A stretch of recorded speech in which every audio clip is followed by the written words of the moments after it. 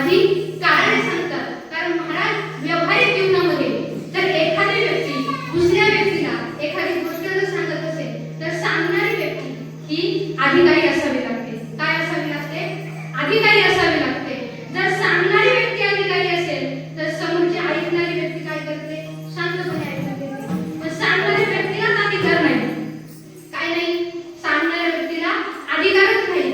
समोरची व्यक्ती ऐकून घेईल का? अजिबात नाही महाराज. पण या ठिकाणी सांगणारे जे गुरु तुकोबार हे अधिकारी आहे की ते अधिकारी गुरु तुकोबारांचा आहे. तुकाराम तुकाराम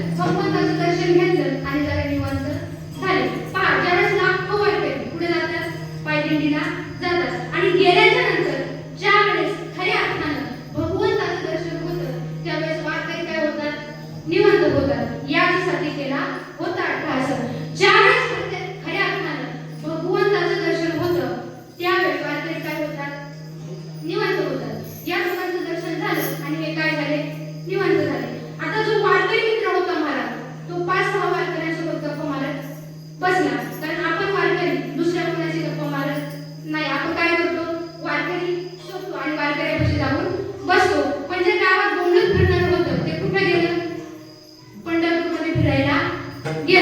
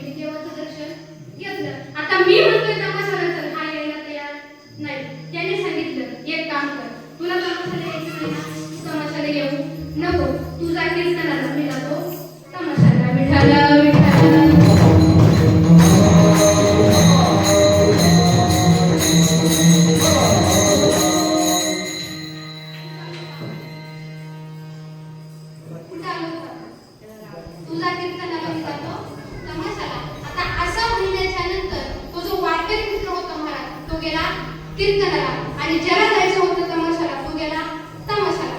आता जो तमाशा जाऊन बसला ना महाराज, तो विचार करू लागला, तमाशा त्या दिवशी रंगला नाही.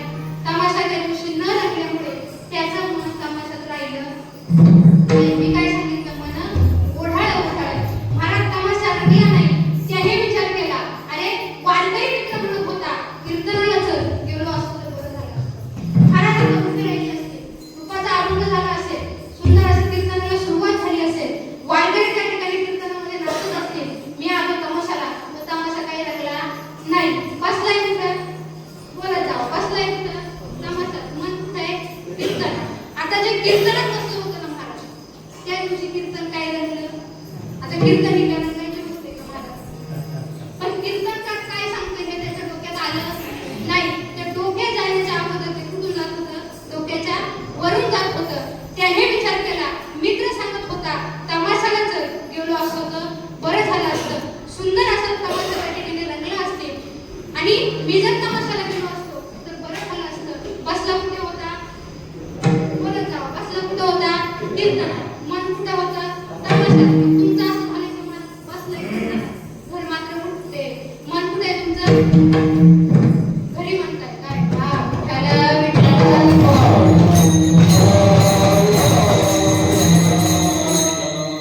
असं चालत नाही महाराज. कीर्तनात बसणं महत्वाचं आहे, त्यातल्या त्यात कीर्तन ऐकणं महत्वाचं आहे, आणि त्यातल्या त्यात ऐकलेलं कीर्तन आचरणात आणणं हे फार महत्वाचं आहे महाराज.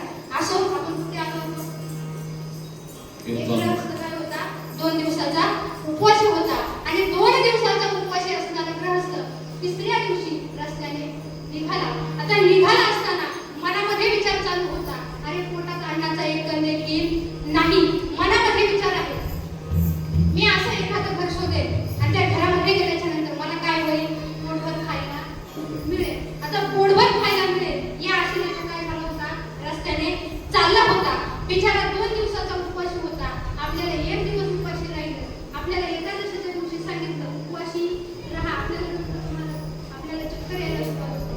तर बिचारा 2 दिवस उपवाशी होता, आणि 2 दिवस उपवाशी असणारा ग्रस्त ज्यावेळी तिसऱ्या दिवशी रस्त्याने चालला होता, आणि रस्त्याने जात असताना तो एका गावाच्या वेशीच्या आतमध्ये आला. गावाच्या वेशीच्या आत आल्याबरोबर गावाचे जे वेश होते त्या वेशीला भेटून एका वारकऱ्याचं घर होतं. तो वारकरी बिचारा सकाळ सकाळी काय करत होता, तुळशीला पाणी घालत होता. हा त्या ठिकाणी आला आणि म्हणू लागला, महाराज तुम्ही तर वारकरी दिसताय. त्याने सांगितलं, हो मी वारकरी आहे. सांगितलं, मी 2 दिवसाचा उपवासी आहे, आजचा 3रा दिवस उजाडलाय, सकाळचे 10 वाजले, पोटात अन्नाचा एक कण नाही, काही खायला मिळतं तर फार बरं होईल. आता असं म्हणल्यानंतर तो बिचारा कोण होता महाराज, वारकरी होता. पहा, आज देखील आपण जर एखाद्या वारकऱ्याच्या घरी गेलो तर आपल्याला पाणी आणि चहा घेतल्याशिवाय येऊ दे नाही. महाराज तो वारकरी होता. त्याने सांगितलं, एक काम करा, हातपाय स्वच्छ धुवा आणि घरामध्ये या, तोपर्यंत मी माझ्या पत्नीला सुंदर असं जेवणाचं ताट तयार करायला सांगतो. महाराज वारकऱ्याचं घर असं असतं की एखाद्या व्यक्तीचं यश प्राजक्त वारकऱ्याच्या घरामध्ये असतंच. महाराज तुम्ही कधीही वारकऱ्याच्या घरी जा, उपाशी कधी तुम्ही येणार नाही. महाराज पत्नीला सांगितलं,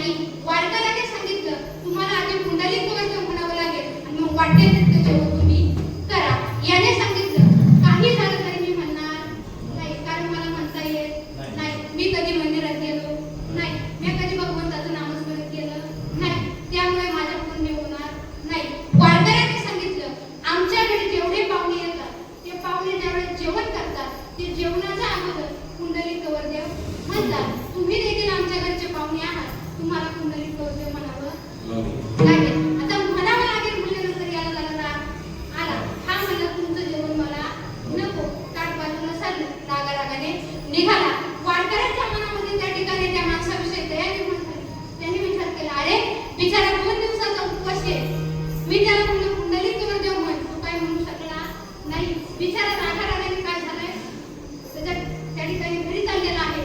आता हे काय मी बरोबर केलेलं नाही असं कोणाला वाटलं महाराज? वारकऱ्याला वाटलं. तो त्याच्या मागे धावू लागला. धावता धावता साक्षात पंढरीस पांडुरंग परमात्मा त्या ठिकाणी प्रगट झाले आणि झाल्याच्या नंतर वारकऱ्याला विचारू लागले, अरे कशा करता धावतोय? त्यावेळी वारकऱ्याने सांगितलं, तेव्हा माझ्या घरी एक गृहस्थ आला होता. बिचारा 2 दिवसाचा उपवास होता. पण एकच कारण झालं, मी त्याला म्हटलो जेवणाच्या अगोदर कुंडलिक जवळ ठेव. तो काय म्हणला नाही. त्याला राग आला आणि तो निघून गेला. त्यावेळेस देवाने सुंदर असं उत्तर त्या वारकऱ्याला दिलं. सांगितलं, अरे तो कुंडलिक जवळ ते बोलला नाही म्हणून ताटावरून उठून गेला. पण एक गोष्ट लक्षात ठेव, गेले 7 वर्ष तो रोज मला न चुकता शिवाय देतो. तरी देखील मी काय करतोय, त्याचा सांभाळ करतोय. विठ्ठल विठ्ठल.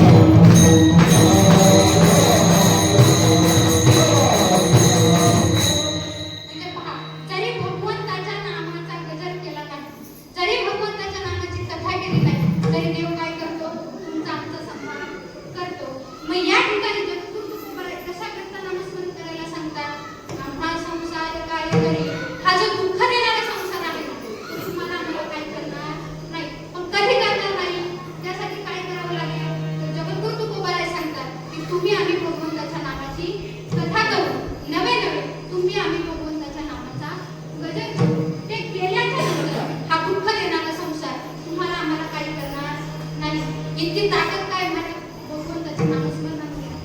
मग त्या भगवंताचं नामस्मरण तुम्ही आम्ही केलं पाहिजे की नाही? ठाई तर बसून करा एकचित्त आवडी आवडी एका जागेवर बसा. मन काय करा, एकाग्र करा आणि त्या भगवंताचं नामस्मरण करा. नामस्मरण करता करता देव काय होतो तुम्हाला आपलं समोर कधी होतो? ज्यावेळेस तुम्ही खऱ्या अर्थाने भगवंताचं नामस्मरण करा त्यावेळेस खऱ्या अर्थाने तुमचं आमचं झाल्याशिवाय राहणार नाही. आता नामस्मरण त्यासाठी कोणत्या तीर्थाला जाण्याची गरज भासत, कोणत्या साधनांची गरज भासत नाही. न लगे तीर्थाचे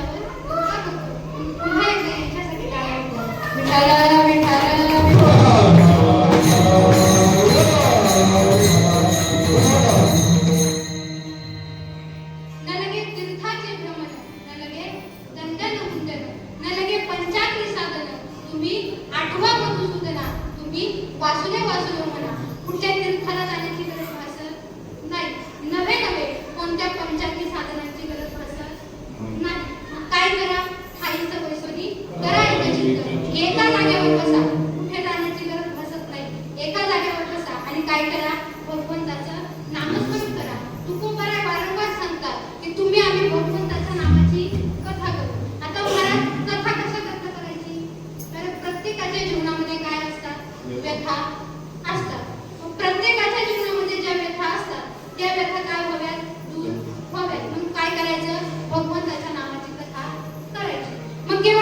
भगवंताच्या नामाची कथा करायची का?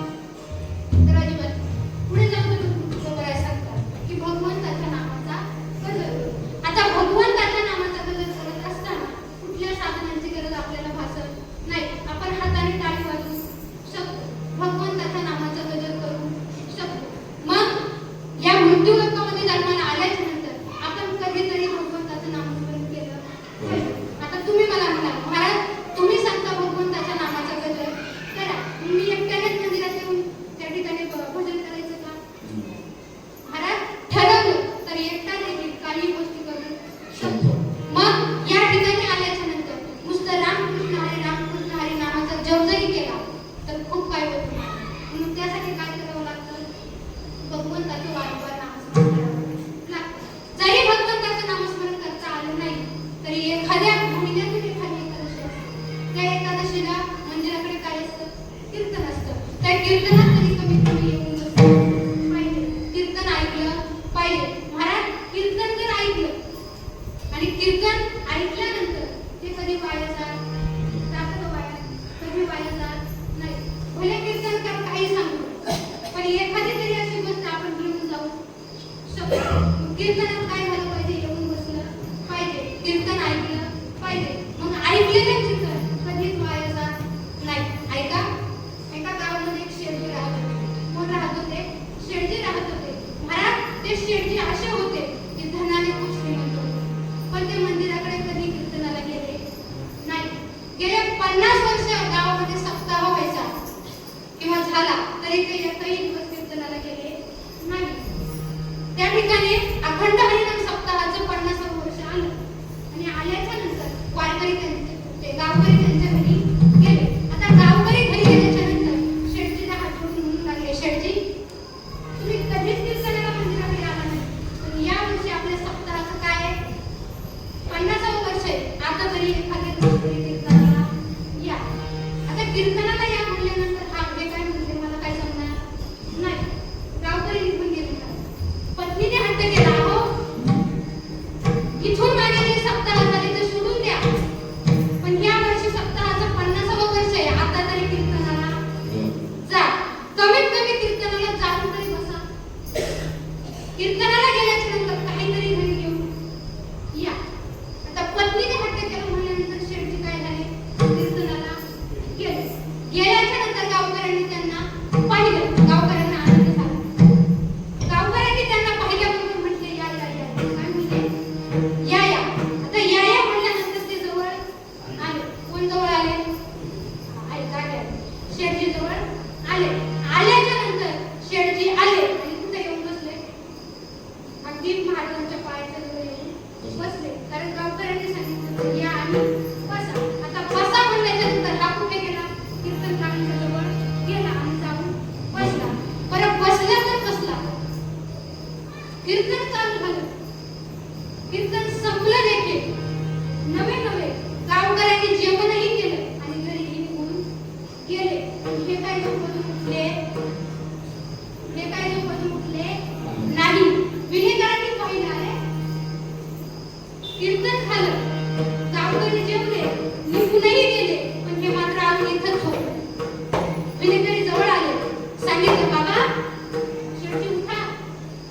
अहो गावकरी कीर्तनाला आले पण कीर्तन झालं, पण जेवणही केलं आणि निघूनही गेले, तुम्ही अजून इथंच बसला. उठा उठा. तर उठा म्हणल्यानंतर हे झोपेतून उठले. विनेकरांनी सांगितलं, आता घरी जा. कुठं जा? घरी जा. बरं घरी गेले. शेठजी घरी गेल्याच्या नंतर पत्नीने विचारला, हो मी सांगितलं कीर्तनाला जा. कीर्तनाला गेले. तर मला सांगा आता कीर्तनावरून काय घेऊन आले? आता कीर्तनावरून काय घेऊन आले म्हणल्याच्या नंतर त्यांनी सांगितलं, मी कीर्तनामध्ये गेलो. काय झालं? कीर्तनामध्ये गेलो. गावकऱ्यांनी सांगितलं या. या म्हणल्यानंतर मी गेलो. गावकऱ्यांनी सांगितलं बसा. मी जाऊन बसलो. विनेकरांनी सांगितलं आता कीर्तन झालं, सगळे घरी गेले, तुम्ही घरी परत या. तुम्ही घरी जा. एक काम कर, मी कीर्तनातून 3 गोष्टी घेऊन आलो. या, बसा, जा. या 3 गोष्टी काय केलं मी घरी घेऊन आलो. पत्नी म्हणली, लई दिवसातून कीर्तनाला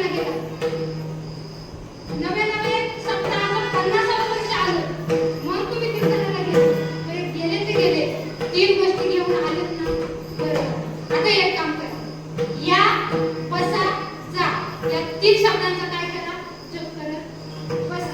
आता जप करत बसा म्हणल्यानंतर याला काय रात्री झोप आली नाही, कारण ऑलरेडी त्यांनी झोप पुढे काढली होती ना. त्याला कोणी झोप येणार का? पत्नीने सांगितलं होतं काय कर?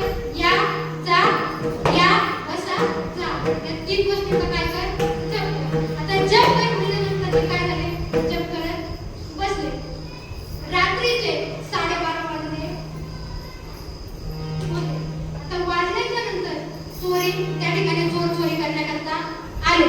आता चोर चोरी करण्याकरता आले असताना याचं काय चाललं होतं? जप चालला होता. हा चोरच म्हटला या. आता या म्हटल्याच्या नंतर चोर आले. पण चोराच्या मनामध्ये काय झालं? मला विचार करू झाला. शेठजींनी आपल्या आता पाहिलं. आता शेठजींनी आपल्याला पाहिलं म्हणल्यानंतर शेठजी दुसऱ्या दिवशी गावातून बाबू करणार. शेठजींनी दुसरा त्या ठिकाणी एक शब्द उच्चारला, बसा. आता बसा म्हणल्याच्या नंतर चोर बसले. बरं बसले तर बसले.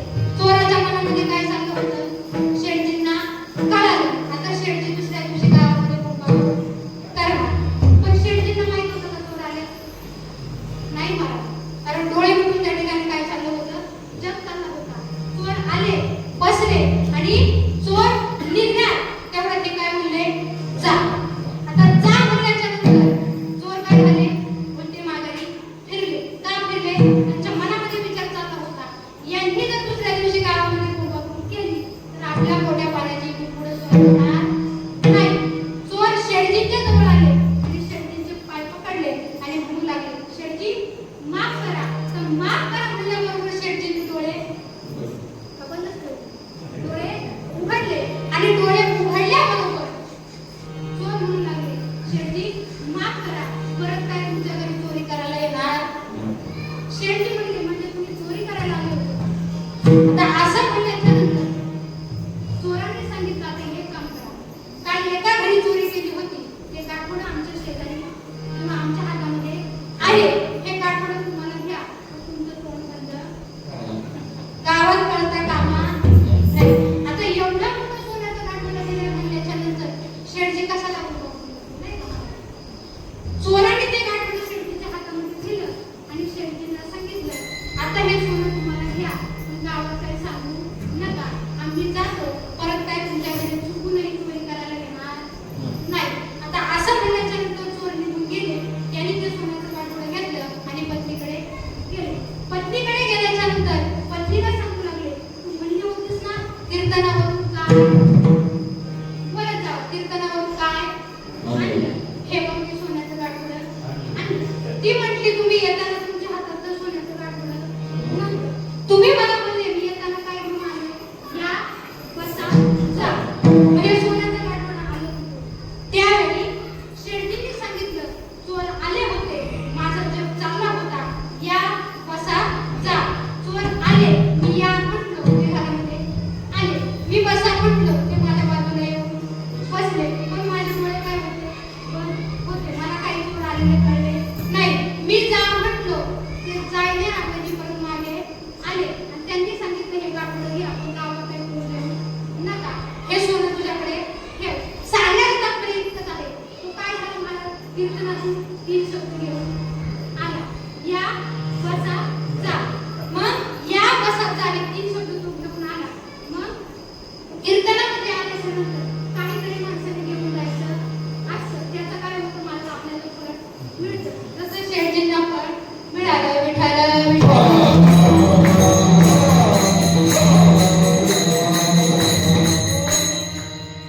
म्हणून कीर्तनात येऊन बसणं जितकं महत्त्वाचं आहे ना, तितकं कीर्तन ऐकणं महत्त्वाचं आहे. आणि त्यातल्या त्यात ऐकलेलं कीर्तन आत्मसात करणं हे फार महत्त्वाचं आहे महाराज.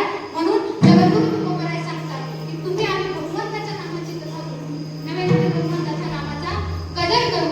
ते केल्यानंतर काय होईल हे जगद्गुरु तुकोबाराय अभंगाच्या प्रभू चरणामध्ये सांगतात.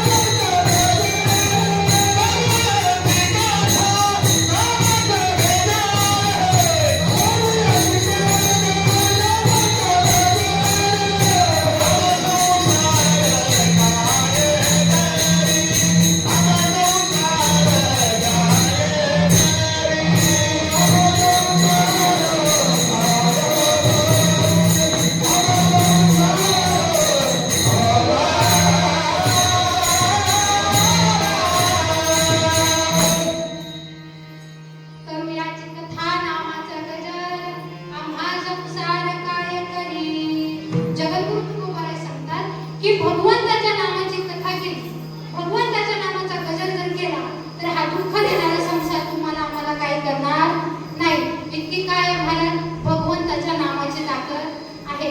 राम नामाने पाण्यावर दगड लागले, इतकी काय भगवंताच्या नामाची ताकद आहे. संत जनाबाईंच्या भोवऱ्याने विठ्ठल विठ्ठल म्हणाले, एवढी काय भगवंताच्या नामाची ताकद आहे.